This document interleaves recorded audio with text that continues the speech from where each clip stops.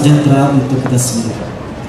Hadirin yang berbahagia, pada siang kali ini kita akan mempertemukan pemikiran kita, atau kita akan mengungkap pemikiran kita tentang nubuatan Nabi Muhammad SAW dan Alkitab.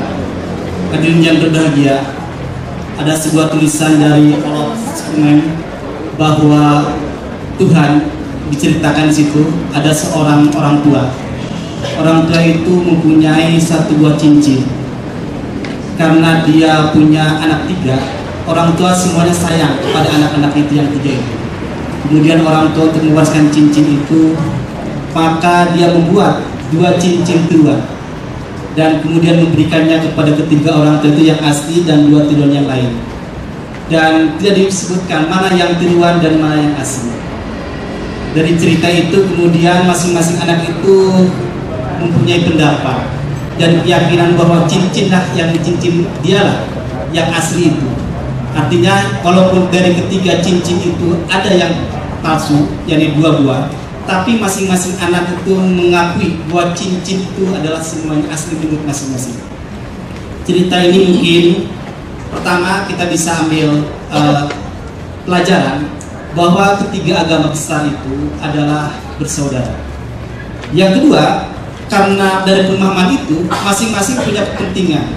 Kepentingan itu adalah mempertahankan keyakinan dan kemudian dia harus memelihara keyakinan itu. Dan tentu dia juga menyebarkan ajaran-ajaran.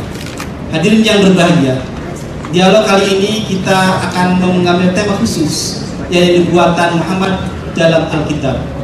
Dialog ini tentu seperti yang sampaikan tadi oleh pengurus Arimatea, kita akan mengungkap ajaran sebenarnya dari Alkitab yang dipahami oleh kedua kelompok atau keempat pakar ini. Kalau tadi disebut sebagai ada kristolog dan islamolog, maka saya menyebut dari keempat ini adalah teolog. Tulisan-tulisan tentang Muhammad banyak sekali. Salah satunya ditulis oleh Dennis Kimball dengan judul Muhammad adalah utusan Allah. Sarjana Kesehatan Masyarakat di Makassar, Magister Public Health di Manila, dan PhD di Manila. Jadi beliau sarjana kesehatan. Beliau sebagai instruktur kristologi Dewan Dakwah Islam di Filipina, Direktur Eksekutif Yayasan Mitra Center, dan pemimpin umum majalah Modus serta ketua Dewan Pakar Arimatea ini. Itulah yang mulia Bapak Dr. H. Sanibu yang memakai peci putih. Yang kedua, hadirin yang berbahagia, adalah yang mulia Ustaz atau Kiai Haji Dr. Aminuddin Saleh SHMA MM. Bila supaya tidak hitung-hitung Pak ya. Beliau Direktur LP juga, Lembaga Pengkajian Pendidikan dan Pengkajian Quran. Beliau tinggal di daerah Cimahi, Jalan Mendut 2 nomor 4. Barangkali ada yang mau berkomunikasi lebih lanjut penjelasan nanti tentang apa yang disampaikan, bisa menghubungi 603 325955. Beliau alumni dari Fakultas Syariah Hukum, Manajemen Bisnis, dan S3-nya di sama Manajemen Bisnis. Dan beliau berkiprah sebagai tenaga pengajar di salah satu perguruan tinggi dan pensiunan TNI.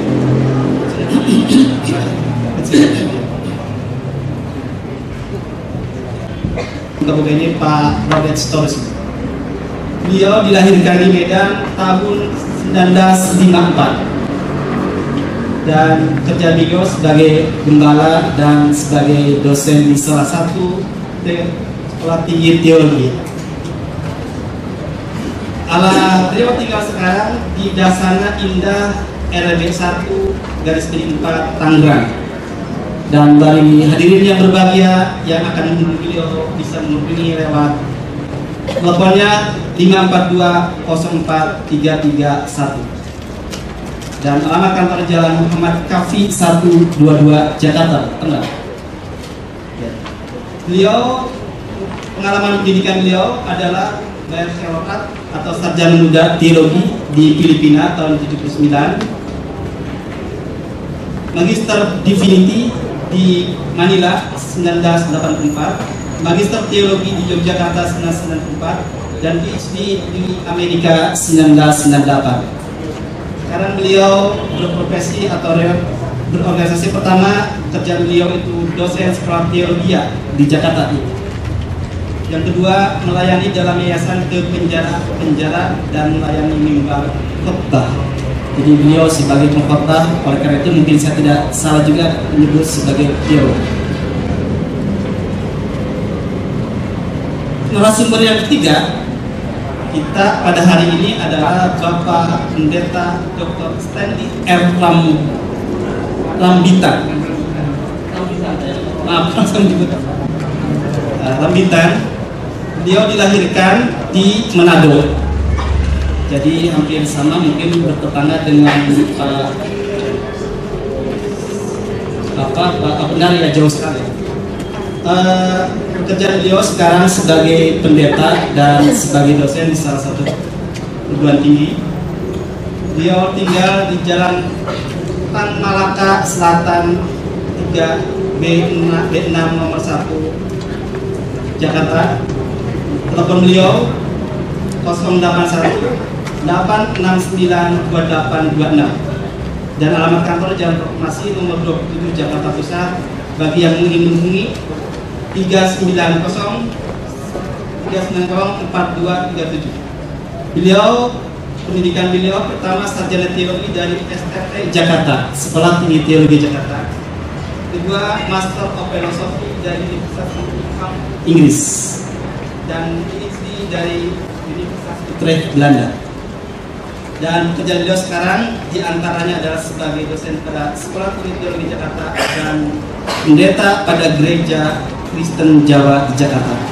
Hadirin yang berbahagia, untuk tidak mengulur waktu dan waktu kita sampai jam 4, mudah-mudahan kita berjalan lancar. Saya ingin menyampaikan terlebih dahulu aturan-aturan main kita pada siang hari ini. Pertama, saya ingin sampaikan kita semuanya harus membuka hati bahwa diskusi ini bukan diskusi yang kemudian menimbulkan menyudutkan satu dengan yang lainnya. Artinya seperti tadi adalah diskusi ini berasal dari sumber yang ada yang dipakai oleh para narasumber. Yang kedua, oleh karena itu kita harus menjaga ketertiban diskusi ini. Walaupun mungkin sebagian kita agak kegalan nanti, tetap kita pada koridor bahwa hati dan akal pikiran yang sehat yang kita kedepankan. Yang ketiga, nanti masing-masing narasumber ini akan menyampaikan terlebih dahulu, akan diawali dari sebelah kanan saya, awali dari Pak Dr. kemudian Pak Amin dan Pak Lambitan. Jadi kita awali dari itu pembicara-pembicara, dan pembicara artinya diperbolehkan untuk menjaga masing-masing pendapat dari kedua belah pihak yang kita masing-masing. Baik, hadirin yang berbahagia, dengan segala hormat kami persilakan kepada Bapak pembicara pertama, Pak Dr. Hasan Ibu, untuk menyampaikan pikiran-pikirannya tentang nubuatan Muhammad dalam Alkitab. Persilakan.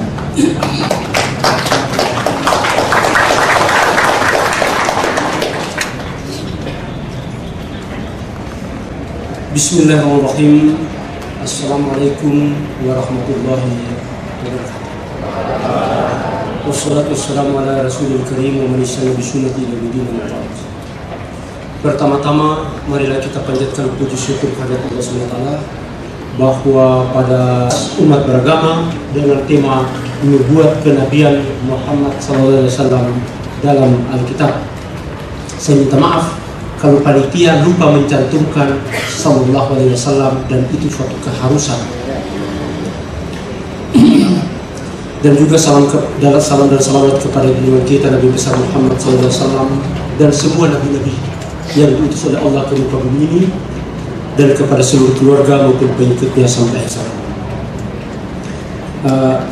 Pada saat ini saya diberikan tanggung jawab untuk mempresentasikan sesuatu yang selama ini diingkari dan tidak diterima oleh umat Kristiani, yaitu nubuat kerasulan Nabi Muhammad SAW yang ada di dalam Alkitab. Bapak-bapak, ibu-ibu hadirin, Di sini ada 3 majalah modus. Dan di setiap nomor modus ini saya menulis tentang nubuat akan datangnya Nabi Muhammad SAW. Di dalam modus nomor 2 ini saya menjelaskan tentang nubuat akan datangnya Nabi Muhammad SAW yang disampaikan oleh Nabi Yakub alaihissalam. Kemudian di sini adalah nubuat akan datangnya Nabi Muhammad SAW yang dinubuatkan oleh Nabi Daud alaihissalam.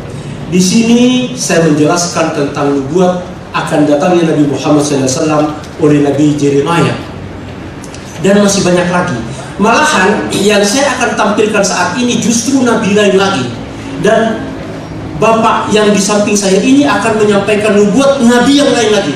Jadi betul-betul bertebaran Nabi-Nabi di dalam kitab Perjanjian Lama menubuatkan akan datangnya Nabi Muhammad SAW.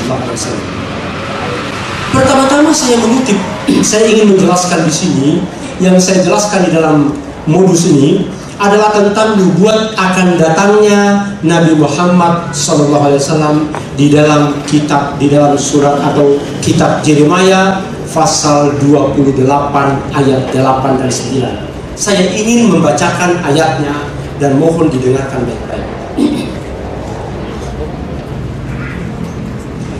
Nabi-nabi yang ada sebelum aku dan sebelum engkau dari dahulu kala telah bernubuat kepada banyak negeri dan terhadap kerajaan-kerajaan yang besar tentang perang, tentang malapetaka, dan tentang penyakit sampar. Jadi nabi-nabi di kitab Perjanjian Lama sudah banyak bernubuat tentang akan terjadi perang, akan terjadi kelaparan, akan terjadi malapetaka, dan akan terjadi penyakit. Namun akan datang suatu nabi. Tetapi mengenai seorang nabi yang bernubuat tentang damai sejahtera. Dalam hal ini di dalam naskah aslinya mengatakan bernubuat tentang al-Islam, to prophesy about or considering al-Shalom dalam bahasa Ibrani, atau dalam bahasa Arabnya adalah al-Islam. Jadi sedemikian banyak Nabi diutus ke dunia ini, tetapi tidak akan ada yang menyampaikan atau mengajarkan tentang al-Islam, tetapi itu nanti akan datang Nabi itu yang akan mengajarkan al-Islam, dan itulah yang selalu ditunggu-tunggu oleh Nabi-Nabi. Dan di situ dikatakan, tetapi mengenai seorang Nabi yang bernubuat tentang damai sejahtera, jika nubuat Nabi itu digenapi, jadi kalau betul-betul datang Nabi itu mengajarkan Islam, nah maka barulah ketahuan bahwa Nabi itu benar-benar diutus oleh Tuhan Allah Subhanahu wa Ta'ala. Ini yang ditunggu, dan setiap Nabi menunggu mana Nabi yang datang mengajarkan al-Islam. Dan ternyata ketika datang Nabi Muhammad SAW, maka disitulah diperlihatkan bahwa Nabi Muhammad ini datang mengajarkan Islam. Sebagaimana saya bisa bacakan ayatnya di dalam Al-Quran Al-Karim. A'udzubillahi minasyaitonirrajim. Bismillahirrahmanirrahim. Al-yawma akmaltu lakum dinakum wa atmamtu alaikum ni'mati wa raditu lakum al-Islam dinan. Pada hari ini telah kusempurnakan untuk kamu agamamu, dan telah kucukupkan kepadamu nikmatku, dan telah kuridai Islam itu menjadi agama bagimu. Dan selama ini Allah tidak pernah mengatakan bahwa Nabi A, Nabi B, dan Nabi seterusnya, Nabi Daud, Nabi Yahya, Nabi Musa membawakan Islam, tapi nanti kemudian Nabi Muhammad SAW. Jadi inilah nubuat yang paling jelas dan terang benderang tentang akan datangnya Nabi Muhammad SAW dalam kitab Jeremiah. Selanjutnya, saya ingin menyampaikan kembali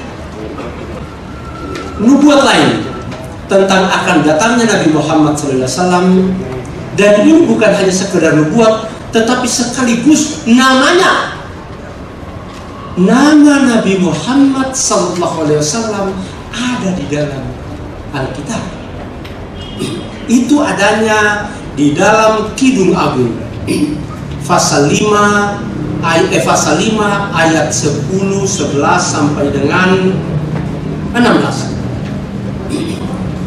Di situ dikatakan ini adalah deskripsi daripada seseorang, dan orang ini kemudian ya dijelaskan, dikatakan di situ putih bersih dan merah cerah kekasihku, menyolok mata di antara selaksa orang, dan seterusnya dan seterusnya.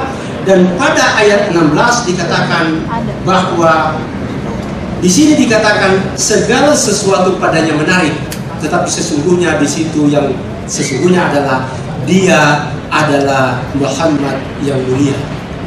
Dalam bahasa Ibrani-nya Fikulu Muhammadin, Fikulu dia atau semua yang dijelaskan dari ayat 10 sampai dengan ayat 15 ini tadi, semuanya itu adalah Fikulu Muhammadin. Muhammad adalah nama Rasul, im itu adalah the plural of respect, not the plural of number, sebagaimana yang disalah mengertikan oleh umat Kristiani. Jadi im artinya the plural of respect, artinya plural yang menyatakan kemuliaan. Di sini kemudian nama Nabi Muhammad itu kemudian diterjemahkan, dan ini adalah suatu pekerjaan yang kurang tepat dan kurang baik. Kenapa? Ini termasuk sesuatu yang disengaja diterjemahkan namanya supaya nama itu hilang. Ini kemudian dijelaskan lagi oleh Michael Bagan, Richard Clay, dan Henry Lincoln dalam buku mereka The Messianic Legacy.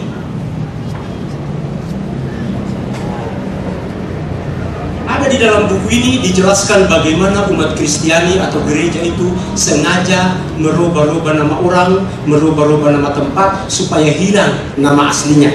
Saya bisa lihatkan bagaimana pernyataan daripada Michael Bagan, Richard Clay, dan Henry Lincoln.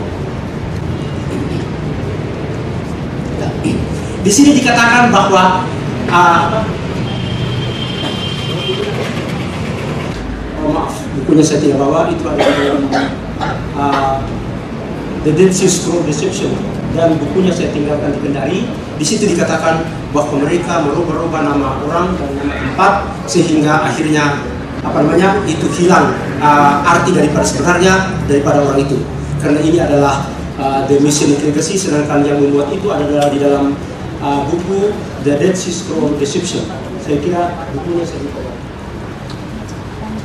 Selanjutnya yang ada lagi di dalam penjelasan berikutnya adalah ramalan akan datangnya Nabi Muhammad SAW di dalam buku Yesaya pasal 28 ayat 9 sampai dengan 14.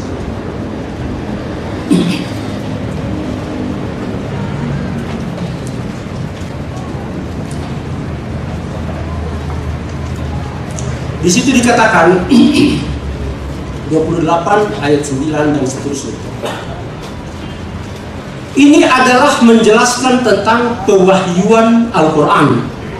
Jadi Al-Quran itu turun, bagaimana Al-Quran itu diwahyukan oleh Allah kepada Nabi Muhammad SAW, itu dijelaskan di dalam kitab Yesaya pasal 28 ayat 9 sampai dengan 14. Dan orang berkata, kepada siapakah dia ini mau mengajarkan pengetahuannya, ya? Dan kepada siapa ia mau menjelaskan nubuat-nubuatnya. Jadi selama ini kerasulan itu adalah kerasulan dari Bani Israel, dari orang-orang Yahudi. Jadi sekarang ada nabi, loh kok lain? Selama ini nabi Bani Israel, kok ada nabi dari Bani Ismail? Apa yang dia mau sampaikan kepada kita? Kita ini adalah pemilik daripada turunan daripada atau warisan daripada kenabian. Seolah-olah kepada anak yang baru disapih. Jadi apa yang disampaikan oleh Nabi Muhammad SAW ini seakan-akan hal yang baru. Jadi Bani Israel itu tidak kaget menerima wahyu Allah melalui Nabi Muhammad SAW, karena ini merupakan sesuatu hal yang banyak sekali perubahan daripada Taurat, merupakan penyempurnaan daripada Taurat dan sebagainya, dan merupakan suatu kompilasi hukum yang benar-benar baru bagi Bani Israel. Seolah-olah kepada anak yang baru disapi dan yang baru cerai dari susu. Sebab harus ini, harus itu. Ya, sebenarnya ini yang saya sangat sayangkan, Lembaga Alkitab Indonesia telah memperkosa, maaf barangkali ini agak kasar, tetapi penterjemahannya ini sesungguhnya sudah tidak tepat karena mereka telah melakukan konteks terjemahan yang keluar dari konteksnya. Di sini dikatakan sebab harus ini, harus itu. Padahal di situ dijelaskan hukum demi hukum. Precept upon precept. Kita bisa lihat di dalam Alkitab bahasa Inggris, di dalam Yesaya pasal 28.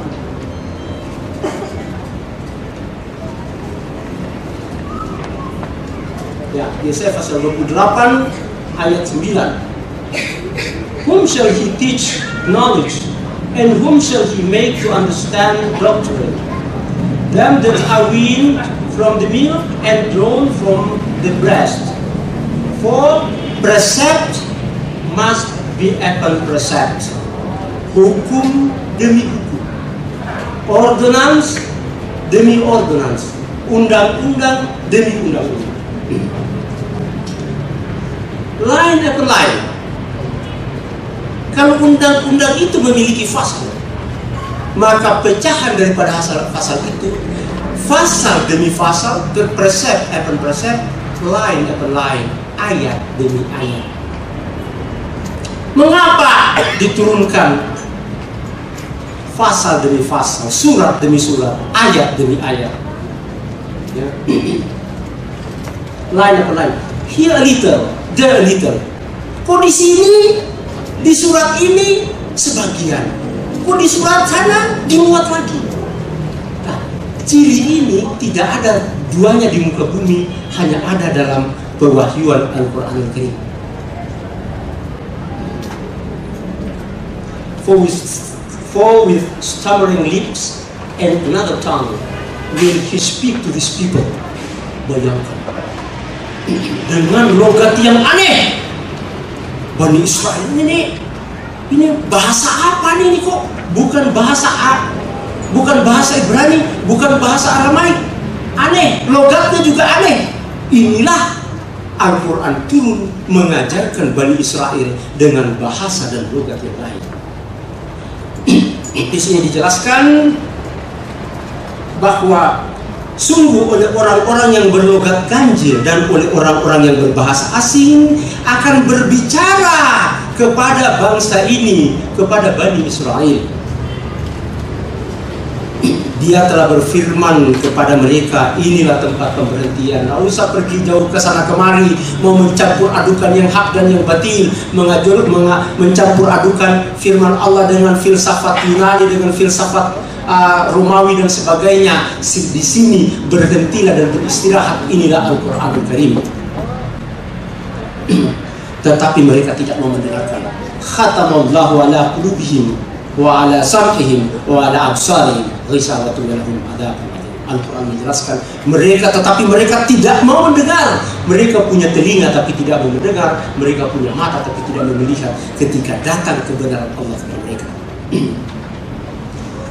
Maka mereka itu mendengar, maka mereka akan mendengarkan firman Tuhan begini. Itu bukan begini ayatnya, ya. Selanjutnya di sini, this is the phrase, yet they would not hear, but the word of the Lord was unto them. Tetapi firman Allah tetap datang kepada mereka, surat demi surat, ayat demi ayat. Di ayat sini, di surat ini sebagian, di surat sana sebagian.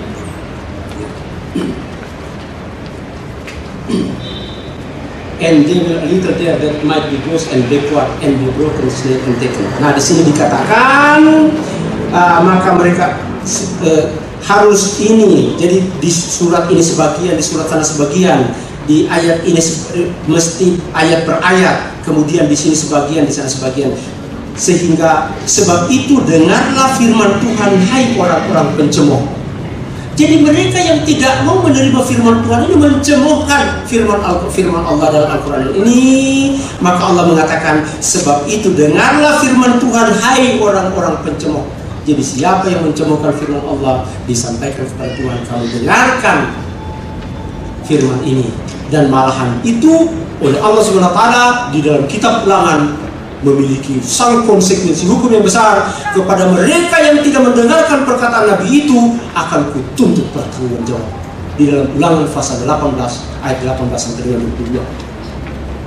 Kemudian di dalam kitab Yudas, in the book of Jude, kitab Yudas pasal 1 ayat 1 pasal 1 ayat 14 sampai dengan 15.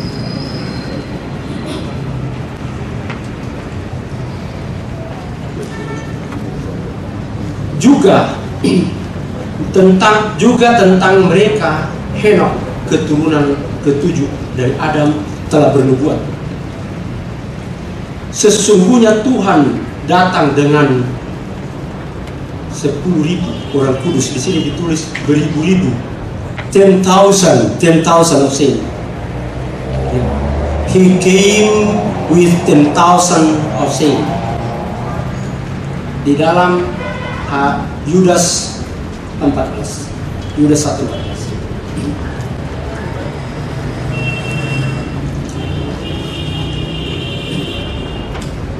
Dikatakan, and Enoch also the seventh from Adam prophesies of this, saying, behold, the Lord comes with 10,000 of his saints to execute judgment upon all. To execute judgment upon all, ya, untuk memberikan keputusan terhadap semua. Jadi dia datang dengan 10.000. Peristiwa mana ini? Ini adalah peristiwa ketika Nabi Muhammad SAW datang menaklukkan Mekah. Datang dengan 10.000 pasukannya, dan mereka akan memberikan keputusan terhadap orang-orang musyrik yang ada di Mekah. Di sini dikatakan bahwa to execute judgment upon all, akan diberikan keputusan, akan dihakimi mereka. To convince all that are ungodly among them and all their ungodly deeds. Dan kemudian akan mereka ditegur tentang perbuatan-perbuatan dan tindakan-tindakan mereka yang melanggar hukum Allah, yang melakukan perbuatan dosa, dan kemudian menghina Dia yang mulia, yaitu Nabi Muhammad SAW. Ungodly deed which they have committed, and of all they had speeches which ungodly sinner have spoken against him. Akan datang ditegur mereka-mereka yang pernah menghina Nabi Muhammad SAW. Dan ini sudah diramalkan oleh Nabi Enoch. Sayang, di sini Nabi Enoch itu hanya dikutip sebagian. Padahal ramalan Nabi Enoch jauh lebih hebat daripada ini. Bukan hanya menjelaskan bahwa Nabi Muhammad itu datang dengan 10.000 pasukan untuk menaklukkan Mekah dan kemudian menghancurkan berhala di Mekah, tetapi dikatakan oleh Nabi Enoch bahwa dia akan mengajarkan Islam.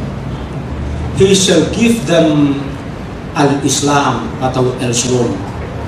Inilah yang saya ingin sampaikan sementara dari bapak-bapak. Mudah-mudahan ini akan memberikan terang dan jelas kepada bapak-bapak bahwa sesungguhnya ramalan akan datangnya Nabi Muhammad SAW itu tersebar di dalam Alkitab. Untuk itu, sementara sekian dulu, dan waktu saya serahkan kepada moderator. Terima kasih. Assalamualaikum warahmatullahi wabarakatuh.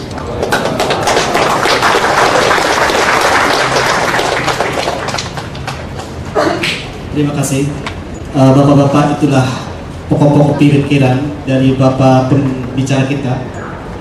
Di sini Pak Munir ingin menyampaikan bahwa dalam Alkitab itu bertebaran ayat-ayat yang menyinggung atau memuat tentang nubuatan Nabi Muhammad dengan berbagai tugas yang disampaikan tadi, di antaranya bahwa Nabi Muhammad itu terdapat dalam Yeremia pasal 28 ayat 9 dan 8 dan 9 dan seterusnya.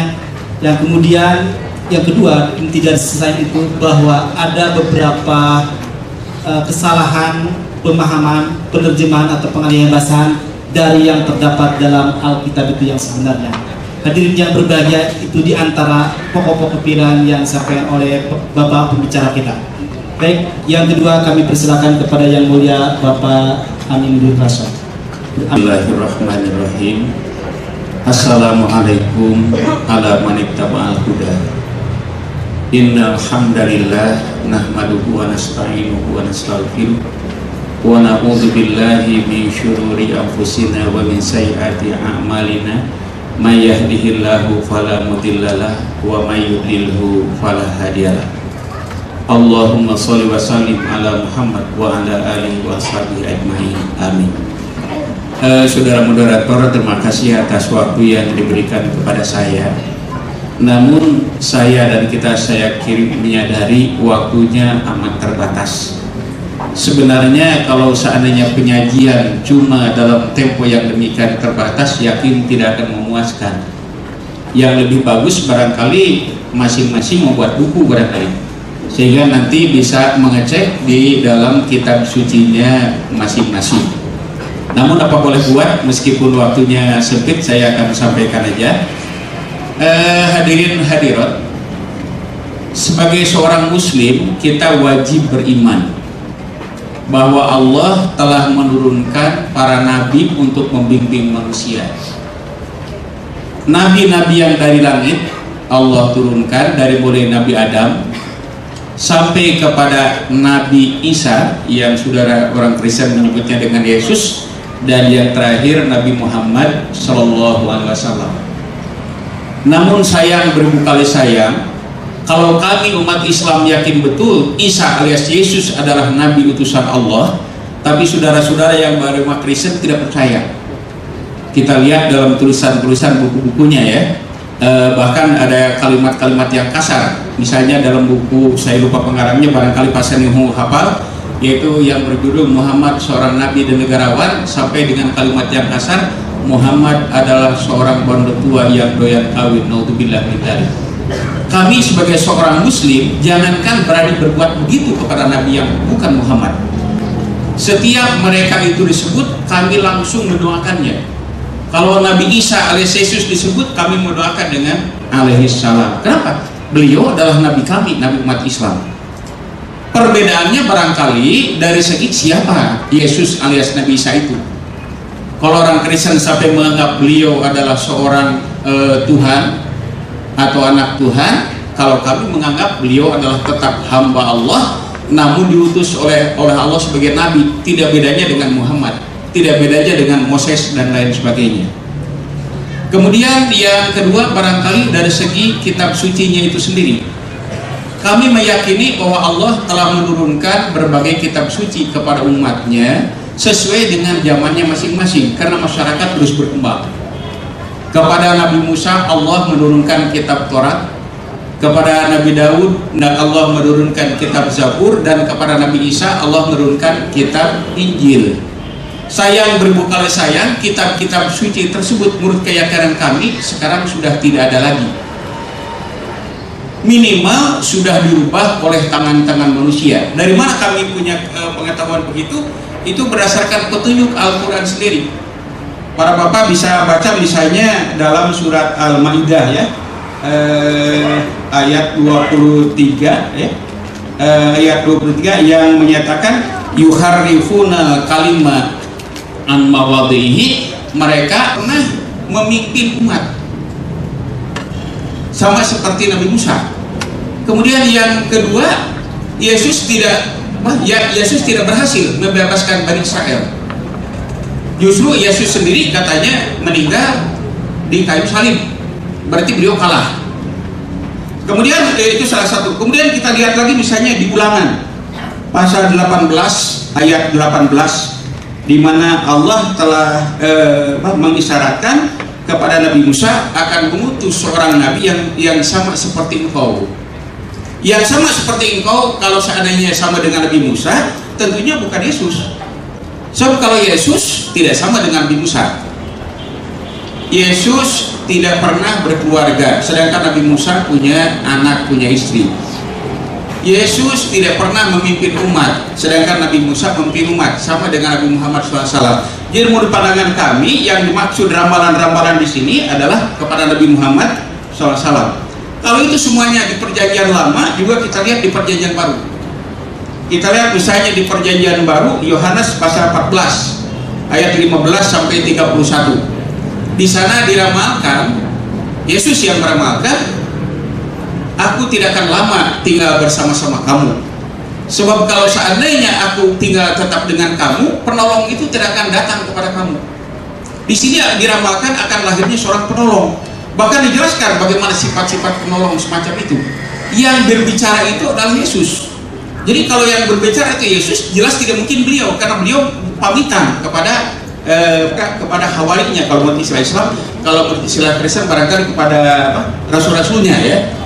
Nah demikian, dengan itu kami punya keyakinan bahwa sebenarnya dalam kitab sucinya orang-orang Kristen, yaitu dalam Alkitab, nubuat itu sudah ada. Meskipun nubuat itu sering dirubah dengan nama, diterjemahkan, misalnya Kepas juga kan diterjemahkan dengan nama yang lain, Isa diterjemahkan dengan Yesus dan lain sebagainya. Kemudian yang kedua juga klaim bahwa itu adalah nubuat untuk Yesus dan lain-lain. Memang ada sebagian yang benar, tapi ada juga banyak yang tidak cocok kalau untuk Yesus.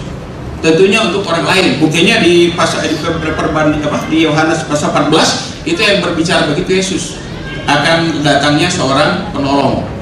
Nah inilah yang diterangkan dalam Al-Quran, ya'ti min ba'di ismuhu Ahmad. Setelah aku nanti akan lahir seorang nabi yang bernama Ahmad. Ahmad bukan berarti namanya saja Ahmad, tapi sifat-sifatnya sebagaimana yang diabadikan dalam hadis-hadis, yaitu mengenai Muhammad yang namanya kadang-kadang Ahmad, kadang-kadang Al-Amin, kadang-kadang Al-Aqib, Mustafa dan lain sebagainya. Barangkali dari saya untuk Muhammadku sekian dulu Pak. Terima kasih. Terima kasih Bapak-Bapak sekalian. Itu yang satu juga dan ulangan 41. Dan dia juga masih sependapat dengan yang pertama bahwa ada beberapa kekeliruan atau yang harif penghilangan atau pembedaan arti dari yang dikendaki atau hukum-hukum itu. Itu mungkin beliau di samping dari Alkitab juga menambah pembicaranya sebenarnya. Baik, hadirin yang berbahagia, kami persilakan kepada pembicara ketiga Bapak Robert Storus untuk menyampaikan pokok-pokok pikiran tentang nubuatan Muhammad dalam Alkitab. Silakan. Terima kasih untuk kesempatan yang berbahagia ini dari moderator dan dari panitia yang telah memberi kesempatan bagi kami untuk bagi pikiran, dan terima kasih untuk pengunjung yang sudah hadir pada sore hari ini. Kalau Bapak Ibu nggak hadir ya mungkin kita nggak ngobrol-ngobrol seperti ini ya. Jadi saya dalam kesempatan ini terima kasih. Dalam kesempatan ini sebenarnya sudah diberikan buku oleh panitia itu yang ditulis oleh Agustinus Sri Urip Ragil Wibawa yang berjudul Muhammad dalam Taurat dan Injil. Ya. Dalam kesempatan ini saya sangat sayangkan karena yang dibahas bukan dari sini. Apa ini Pak Munir? Ya. Nggak tahu kesalahannya di panitia atau di kesalahan kami, sehingga apa yang muncul ayat-ayat yang sekarang itu tidak seperti itu yang kami persiapkan untuk menanggapi tentang nubuat ini yang di dalam Alkitab sendiri. Ya, jadi mohon maaf kalau ini apa yang diinikan sekarang itu agak sedikit kami harus cari ayat-ayatnya ya di mana. Namun kami akan coba untuk menjelaskan sesuai dengan apa yang dikatakan di sana. Dan bagian yang kedua, kami sangat berterima kasih sekali kalau Bapak-Bapak mengambil ayat-ayat yang menunjukkan kenabian itu dari Alkitab yang ada di tangan kita sekarang, yang dicetak oleh Lembaga Alkitab Indonesia. Karena di sini ada tulisannya yang berkaitan dengan Injil Barnabas, ya. Injil Barnabas bukanlah dasar iman Kristiani. Jadi tidak tepat kalau tentang kenabian Muhammad itu direfleksikan terhadap Injil Barnabas, karena itu bukan Injil yang kami akui atau yang dikatakan oleh Lembaga Alkitab Indonesia. Saya berterima kasih sekali kalau dari Injil Barnabas tidak ada kutipan-kutipan untuk ayat itu.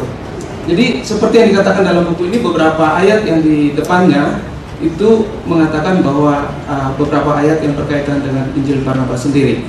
Jadi dengan tegas kami katakan bahwa kami tidak setuju dengan Injil Barnabas, karena itu bukan potensi pada kami untuk menjawab pertanyaan tentang kenabian yang bukan di dalam kitab kami, ya, supaya kita paham dulu. Dan yang ketiga, tadi saya mendengarkan bahwa adanya ayat-ayat yang sudah tadi dikatakan oleh penyajian Bapak Soleh Aminuddin Saleh, kalau saya katanya bahwa firman Tuhan atau Alkitab ini sudah banyak adanya perubahan-perubahan begitu Pak ya. Tapi saya ingin tanya, kita mau pakai yang mana ini sekarang? Tepat kita berpijak yang ini, supaya kalau saya menjawab sehingga bisa tepat ininya. Apakah ini yang di dalam lembaga Alkitab itu, atau apakah ada kitab yang lain? Yang maksud Bapak kalau misalnya itu ada perubahan-perubahan, karena kalau ada perubahan itu saya nggak bisa menjawab. Yang saya bisa jawab adalah berdasarkan ini. Kalau ini disepakati, maka saya akan jawab berdasarkan ini. Begitu Pak. Jadi terima kasih. Jadi ketika kita mengatakan bahwa dan umat Islam mengatakan bahwa mereka telah melakukan perubahan-perubahan, itu seperti apa yang saya jelaskan tadi. Tapi bukan berarti bahwa kalau sudah ada perubahan-perubahan itu tidak ada kita dapatkan inti-inti daripada firman Allah ataupun sabda Nabi Isa di dalam. Karena apa? Sebagaimanapun dirubah, sebagaimanapun dibuat, toh tetap materinya, bahan bakunya itu kan dari sabda Nabi Isa. Nah, sekarang yang terjadi itu adalah ucapan Nabi Isa yang menjadi bahan baku ini kemudian diblender menjadi ajaran yang keluar dari ajaran Nabi Isa. Seperti contoh, silakan buka Markus pasal 2 ayat 5. Bapak tadi minta Alkitab yang dikeluarkan pada Alkitab atau yang lainnya. Oh, jadi begini. Jadi saya mau menjelaskan demikian, oleh sebab itu kita tetap pakai ini Pak. Tetap pakai yang itu. Hanya kalau tadi saudara saya ini mengatakan bahwa itu ada di Eropa, memang ada di Eropa dan kita bisa buktikan, tetapi di dalam itu tetap ada sabda Nabi Isa, tetap ada firman yang kita anggap sebagai firman Allah, dan itu kita bisa lihat. Dan dari situlah kita akan berdialog dan berdiskusi. Kalau memang itu ternyata dia bukan asli, kita akan sampaikan bahwa ini itu tidak asli. Kalau itu asli, kita katakan kita kira-kira itu asli gitu. Jadi yang jelas itu kan Alkitab itu yang dikeluarkan oleh Lembaga Alkitab Indonesia. Betul. Ya, kita sepakati kita pakai. Tahun cetaknya juga, tahun cetaknya. Tahun cetaknya tahun berapa? Sudah. Silakan Pak. Jadi sudah silakan. Terima kasih ya. Oke, baik. Karena saya akan menjawab sesuai dengan yang ada di sini, gitu. Terima kasih. Jadi kalau kita sudah sepakat dari sini ya, saya senang.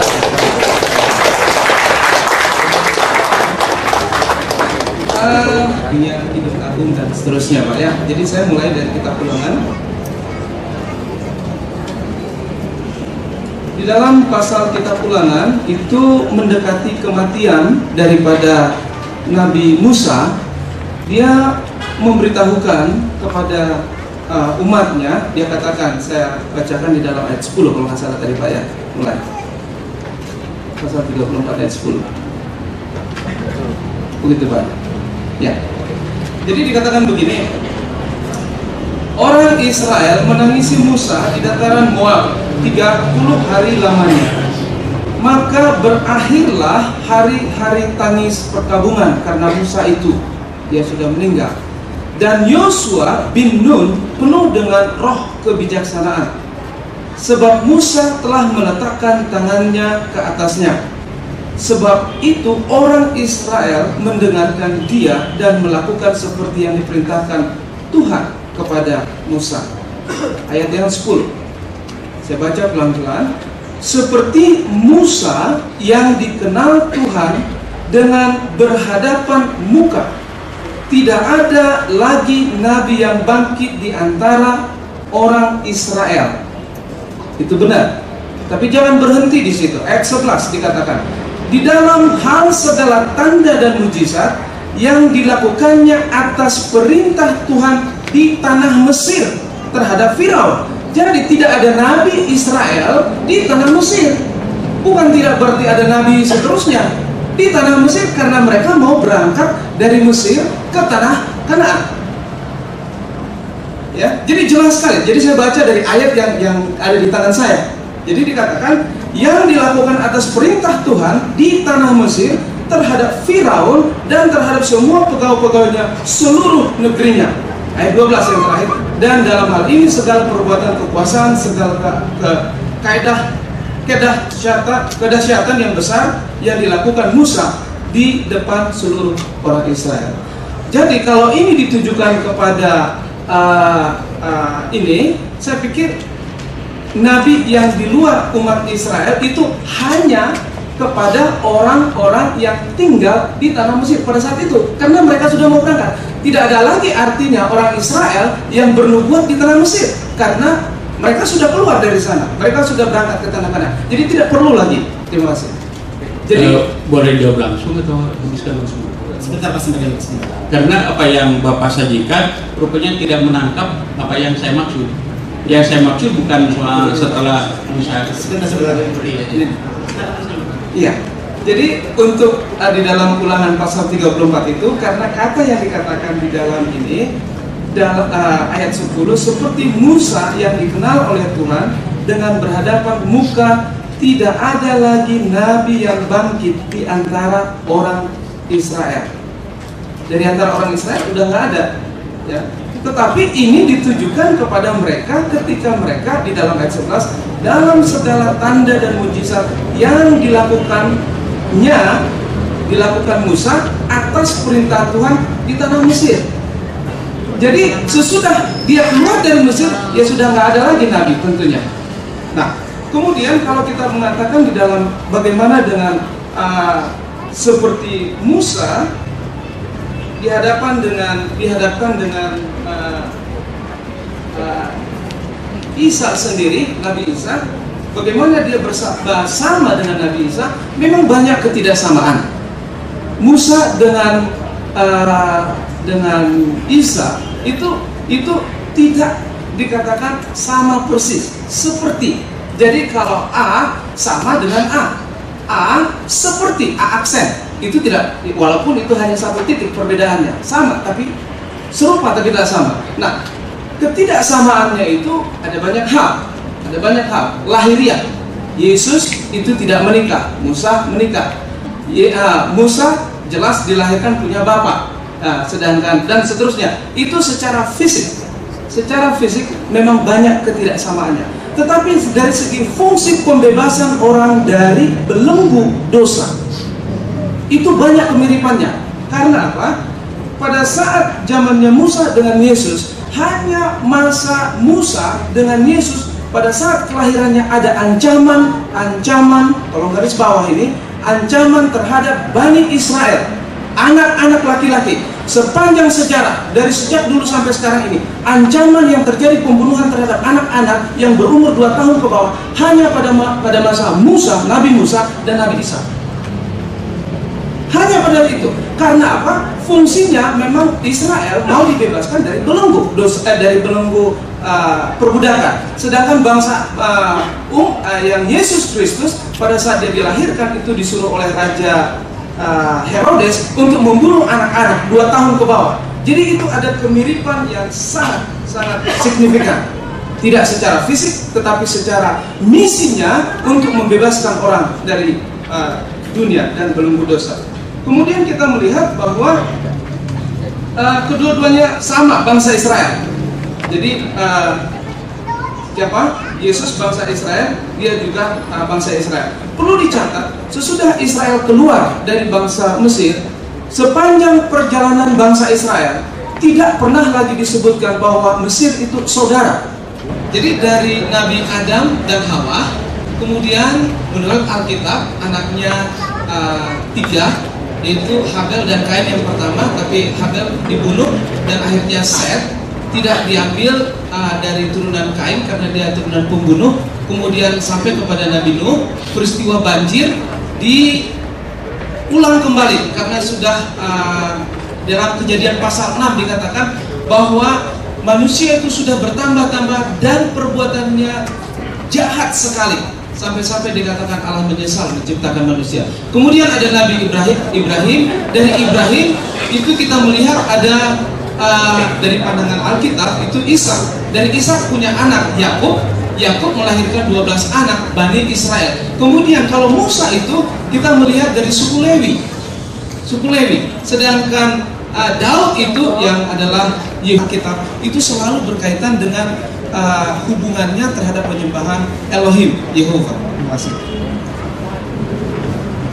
Pada itu sudah sudah ada bencana pada saat itu, ya. Terus kemudian Tuhan katakan, Musa, buatlah seperti seperti tembaga dan naikkan ke atas. Ini Kejadian. Sesudah itu dia katakan, jika ada orang yang mau memalingkan mukanya kepada ular itu, dia akan sembuh. Dan kepada semua orang yang memalingkan mukanya, dia sembuh. Nah, itu gambaran satu-satunya di dalam perjanjian baru terhadap Nabi Isa yang mati di atas kayu salib. Jikalau kita mau percaya kepada dia,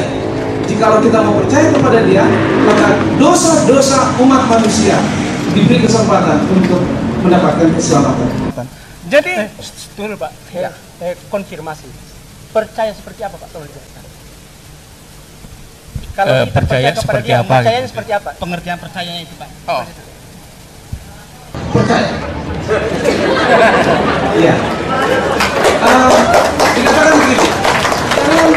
Di dalam kisah Yohanes pasal 1 ayat 1 sampai 11 itu digambarkan dengan kepercayaan yang sangat indah sekali.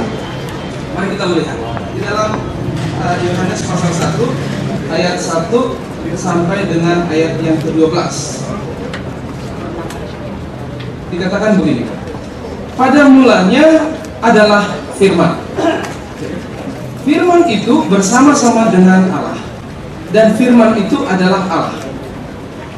Ini konsep pemikiran Yahudi untuk menjelaskan bahwa memang firman itu sudah ada sejak awal, sejak semula, sebelum ada apa-apa sudah ada firman. Karena hidup, di dalam dia ada hidup, dan hidup itu adalah terang manusia.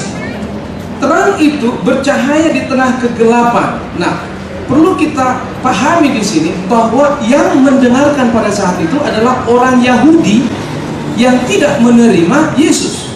Orang Yahudi yang tidak percaya kepada Yesus. Dikatakan gelap karena bangsa Israel pada saat itu tidak menerima Yesus. Dikatakan ayat 5, terang itu bercahaya di depan itu. Ayat 8, ia bukan terang itu, tetapi ia harus memberi kesaksian tentang terang itu. Yohanes memberi kesaksian. Ayat 9, ini dia Pak. Terang yang sesungguhnya yang menerangi setiap orang sudah datang dalam dunia. Dia sudah lahir, sudah bicara-bicara dengan mereka, sudah bersama-sama dengan mereka, hidup bersama-sama dengan mereka. Ayat 10, ia telah ada di dalam dunia ini, dan dunia ini dijadikan olehnya, tetapi dunia tidak mengenalnya. Konteks dekatnya adalah orang Yahudi.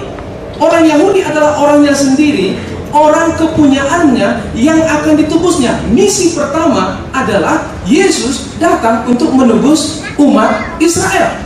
Pertama, ini di dalam ayat yang 10. Tetapi katanya dunia tidak mengenalnya, ia datang kepada milik kepunyaannya. Benar, bangsa Israel itu kepunyaannya Yahudi. Kita nggak termasuk di sana. Tetapi orang kepunyaannya itu tidak menerimanya. Yahudi sampai sekarang ini tidak menerima Yesus yang lahir 2000 tahun yang lalu. Tidak menerima sebagai Mesias. Yahudi loh ya. Nah, tetapi ada Yahudi yang menjadi Kristen. Ayat 12 ini. Ini yang terbuka pintu kepada kita. Tetapi semua orang yang menerimanya diberinya kuasa supaya menjadi anak-anak Allah, yaitu mereka yang percaya di dalam namanya. Itu Pak Munir. Jadi diberi kesempatan dari bangsa Israel yang pertama, kesempatan diberikan terbuka kepada. Karena apa? Karena miliknya sudah menolak. Dia memberi diri. Di dalam Yohanes pasal 14 dikatakan bahwa dia adalah para itu roh penghibur. Di dalam ayat 25 dikatakan begini, semuanya itu kukatakan kepadamu selagi aku berada bersama-sama dengan kamu, tetapi penghibur yaitu Roh Kudus yang akan diutus oleh Bapa dalam namaku, dialah yang akan mengajarkan segala sesuatunya kepadamu, yang akan mengingatkan kamu akan semua yang telah kukatakan kepadamu. Kalau nggak salah begitu. Jadi roh penghibur. Nah, kata parakletos itu penghibur, dan itu hanya bisa dikatakan keluar dari parakleten. Tidak bisa itu keluar daripada yang lain. Sedangkan parakleten ini adalah Yesus sendiri. Jadi yang keluar dari Yesus itu adalah parakletos. Tidak mungkin kita katakan kalau kita katakan itu adalah menurut Islam Nabi Muhammad SAW. Itu bagaimana Isa yang adalah parakleten mengeluarkan parakletos? Ya, sebentar deh. Silakan Pak. Terima kasih kepada panitia, kepada saudara-saudara semua. Saya senang berada di sini, bertemu dengan saudara-saudara yang belum pernah saya temui selama ini. Saudara-saudara, saya langsung saja kepada apa yang mau disampaikan. Saya senang Pak Munir mengutak-atik kitab suci orang Kristen, Alkitab, membacanya mungkin setiap hari. Itu tandanya cinta, saudara-saudara.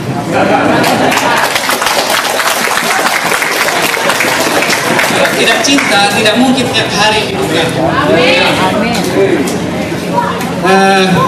Ada cerita istri yang mengeluh, dia bilang, Pak, rasanya saya ingin jadi koran aja deh, katanya. Kenapa? Kalau koran setiap pagi, Bapak bangun pagi langsung loncat ambil koran, dipegang-pegang, dilus-lus, dibolak-balik. Kalau Mama dipegang aja, disentuh aja, katanya kagak gitu. Jadi dia ingin jadi koran. Suaminya gak mau kalah. Kalau begitu, aku juga ingin istriku jadi seperti koran. Karena apa? Karena setiap hari aku bisa ganti koran. Saudara-saudara, seperti Pak Munir cinta kepada kitab suci orang Kristen, kita baca-baca, saya juga mencintai Al-Quran. Karena bidang studi saya adalah Islam dan mengajar.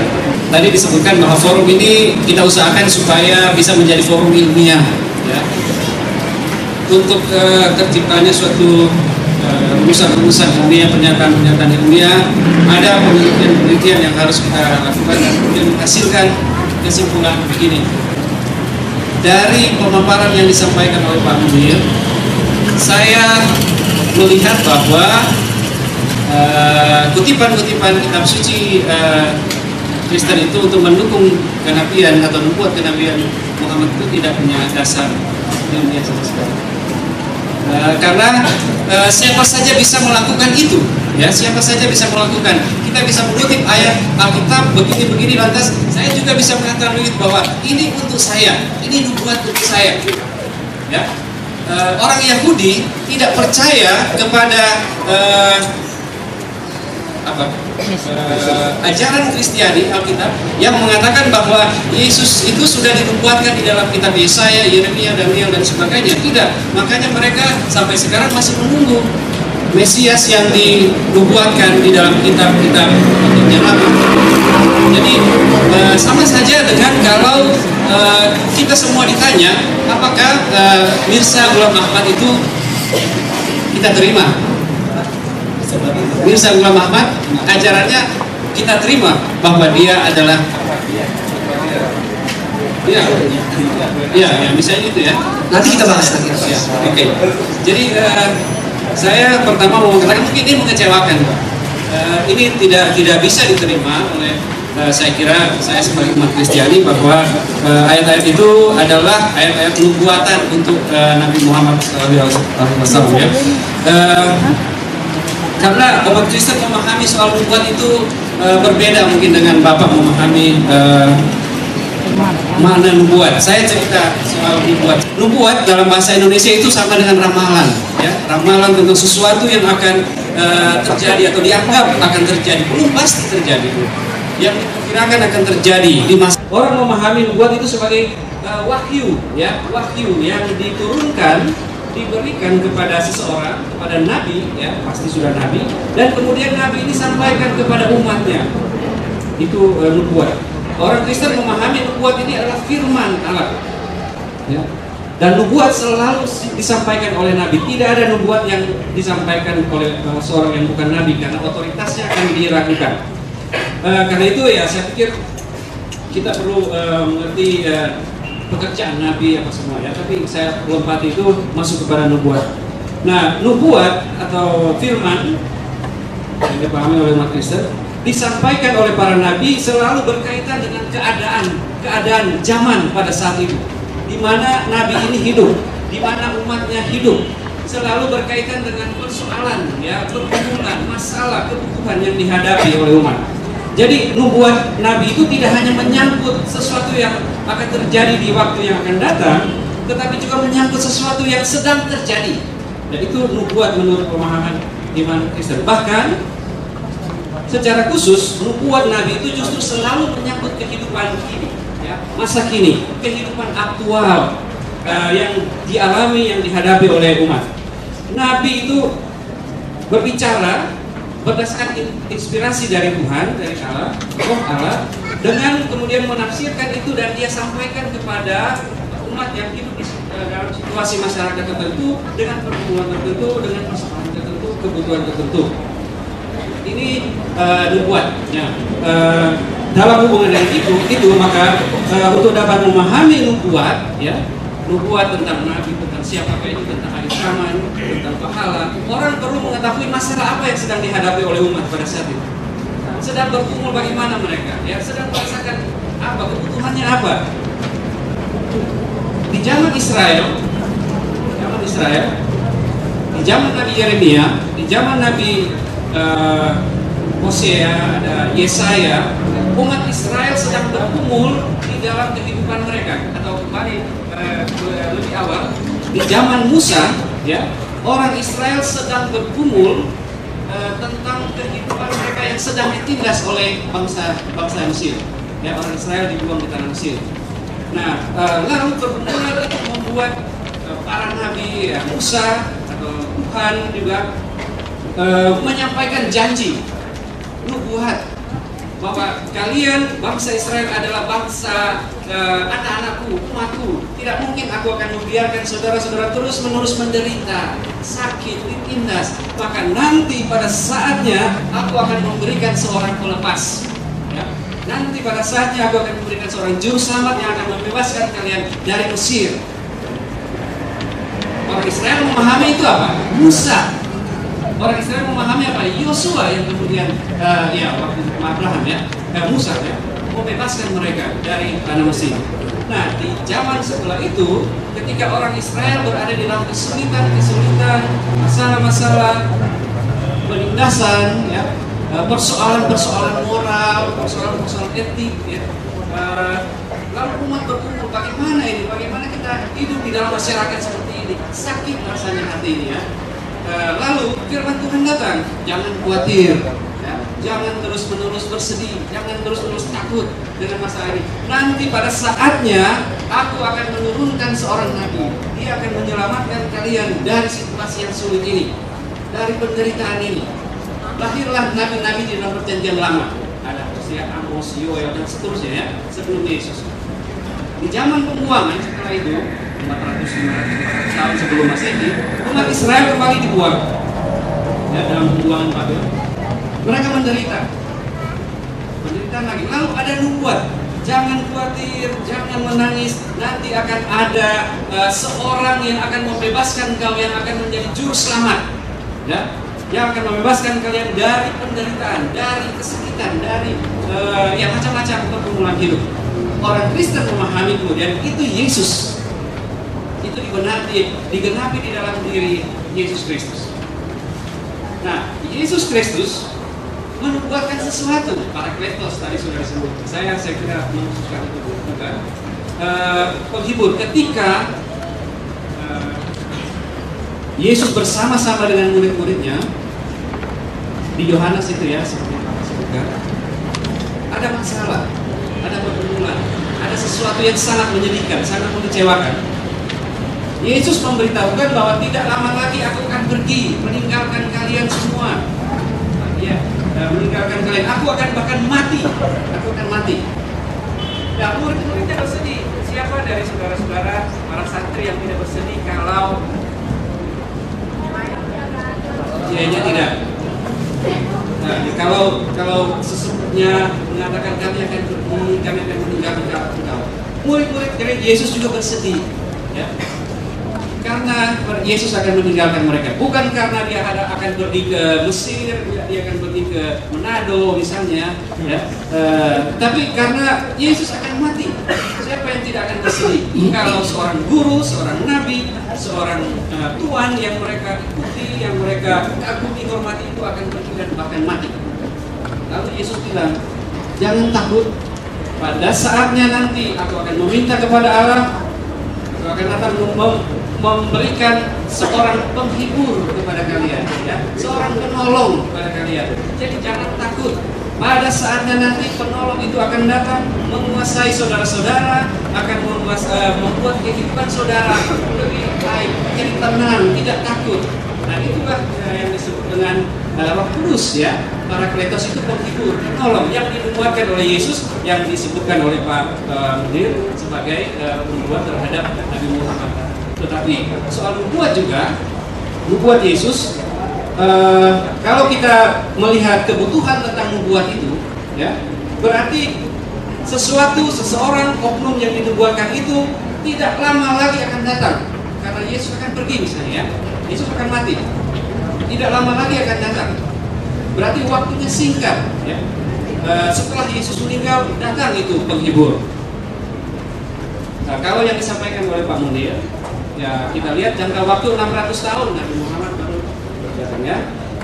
Padahal kebutuhan penghibur itu adalah kontekstual, aktual sekali pada masa itu. Di dalam diri murid-murid Yesus, mereka butuh seorang penghibur. Nah, jadi ya saya kira dari pemaparan ini jelas bahwa nubuat-nubuat yang disampaikan itu selalu berkaitan dengan kebutuhan pada saat itu, kontekstual, aktual, masa kini. Walaupun yang dia katakan itu nanti akan datang, tapi tidak lama lagi akan datang. Nah, Roh Kudus, Parakletos yang disebut ditujukan kepada Nabi Muhammad, dalam pengertian Kristiani itu adalah roh, roh, jiwa, semangat, spirit itu gerakan, ya, nilai-nilai jiwa, roh, jangan itu roh.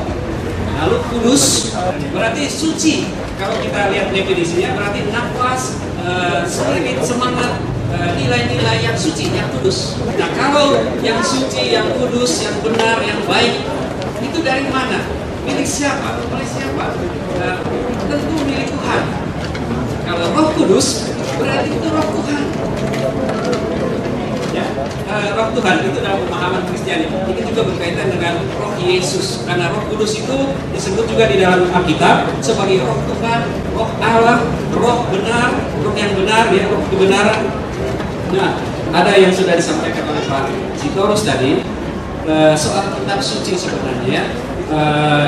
beberapa buku ajaran umat Islam saya temukan bahwa ada pemahaman bahwa Alkitab yang dipegangi oleh umat Kristen adalah palsu, sudah dipalsukan, ya, Pak Budi sudah menceritakan. Tapi saya merasa agak aneh juga bahwa Alkitab yang sudah dipalsukan ini masih dipakai oleh banyak umat Islam untuk membenarkan ajaran Islam.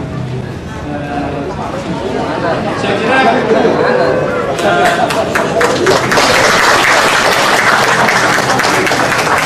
tidak fair. Lantas soal ini Bapak Aminuddin tadi, itu saya singkat saja mengenai Yesus dan Musa. Yesus juga membawa yang disebut membawa hukum, itu nabi yang dimuat membawa hukum. Soal binatang berkaki dua, babi dan sebagainya, saya kira cukup begitu dan saya terima kasih. Terima kasih. Bapak-bapak sekalian, itulah yang disampaikan oleh Bapak teolog kita, bahwa ternyata nubuatan, istilah nubuatan prediksi dalam istilah ada nubuatan rasul ya. Prediksi itu ternyata tidak dikaitkan dengan kehadiran Nabi Muhammad. Dalam pandangan Pastor Gili tadi bahwa sesuatu nubuat itu ada sebab, ada sebabnya kenapa itu nubuat itu perlu ya. Tadi disebutkan untuk menjawab persoalan pada saat itu. Hadirin yang berbahagia, Bapak-bapak sekalian, itu yang disampaikan oleh ini kedua belah pihak ini. Tentu pada saat ini kehendak atau keinginan dari Pak Saleh ini kan kita sampaikan. Jadi tadi kita menyampaikan beberapa laporan dan sekarang dialog kita lanjutkan dengan boleh Bapak-bapak sekalian langsung bertanya. Jadi sekarang yang tutup dari saya ya mungkin. Tapi mohon maaf nanti sebelum selesai persoalan itu jangan dulu dipotong terlebih dahulu. Itu jadi kita supaya jelas dulu baru. Apa yang beliau tanggap dari saya itu salah tanggap. Yang saya uraikan bukan di Ulangan pasal 34 itu bukan karena akan lahir di kalangan Israel, tapi menunjukkan perjanjian lama itu bukan kitab Taurat. Itu kan intinya. Kenapa? Sebab kalau kitab Taurat kan oleh Allah diturunkan kepada Musa. Sedangkan di sana menceritakan kematian Musa ditangisi 30 hari 30 malam. Masa Musa berbicara semacam itu? Itu yang saya maksud Pak. Jadi Bapak justru menanggapi apa yang saya sampaikan itu justru dari segi lain gitu. Itu barangkali yang perlu saya luruskan. Lalu yang kedua Pak, kalau seandainya Alkitab ini berubah-ubah, saya mau tanya kepada Bapak itu, menurut pendapat Bapak yang benar itu yang mana Pak?